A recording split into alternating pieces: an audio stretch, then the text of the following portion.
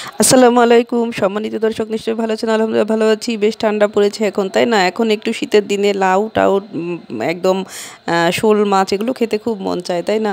তো আমি এই জন্যই আমি লাউ শোল মাছের ব্যবস্থা করেছি আপনাদের জন্য, যে এবার লাউ আর শোল মাছ দিয়ে রান্না করে দর্শকদেরকে দেখিয়ে দিব। দর্শকের ভাই আপুদের সাথে, দর্শক বলে ভুল হবে, আমরা সবাই তো একটা পরিবার, আপু ভাই আন্টি আঙ্কেল, তাই না?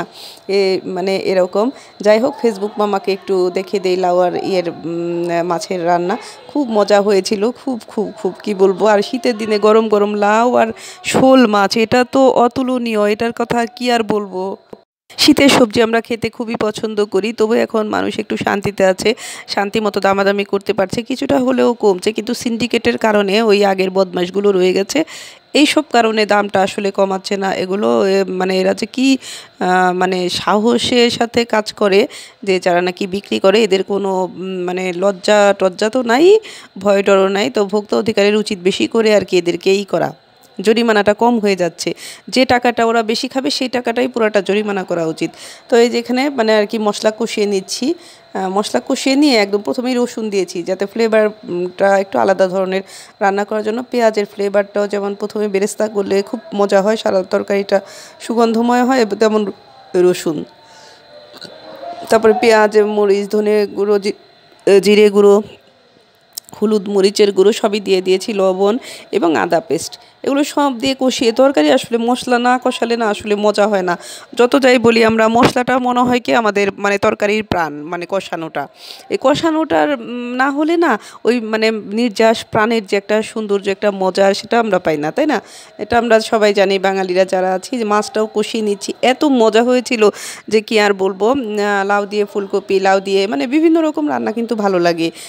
আপনার লাউ, ফুলকপি, তারপর শোল মাছ, আর যে কোনো মাছ আপনি শীতের দিনে আসলে ফুলকপি দিয়ে রান্না, আলু দিয়ে, নতুন আলু উঠেছে, এটা আলাদা একটা টেস্ট। সত্যিকার অর্থে এত মজা হয়েছিল। এই কষানো মাছটাই মনে হয় কি আমি নিয়ে খাই, কিন্তু মাংস হলে খাওয়া যেত, মাছ যেহেতু ওখানে তো কষিয়ে অমনি খাওয়া যায় না।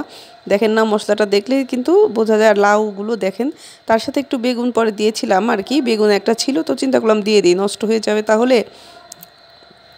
এই দেখেন লাউটা না এত ভালো লাগছে আমার কাছে, লম্বা একদম মজা। ওই যে লম্বা লাউগুলো আছে ওগুলো। তো ভালো করে এখন লাউটাও কষিয়ে নিচ্ছি। তো তরকারির সাথে কষিয়ে না নিলে নরম হবে না, আগে কষিয়ে একটু ঢেকে ঢেকে দিতে হবে। আমি আবার কম আঁচে রান্না পছন্দ করি, অল্প আঁচে রান্না করি, মানে পানি ছাড়া যতটুকু সম্ভব চেষ্টা করি। এই যে একটা বেগুন ছিল, চিন্তা করলাম দিয়ে দিই, শুধু লাউ দিয়ে রান্না করলেই মজা হয়।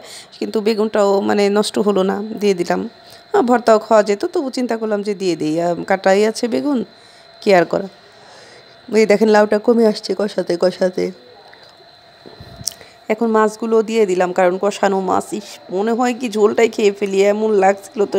মানে আর আমার কাছে না সবসময় ওই যে কষানো যে মশলা, ওটার সেন্ট মানে ছোটোবেলা থেকেই ভালো লাগে। সবার কাছেও কার কাছে কেমন লাগে জানি না, কিন্তু ওটা না নিশ্চয়ই সবার কাছে ভালো লাগে।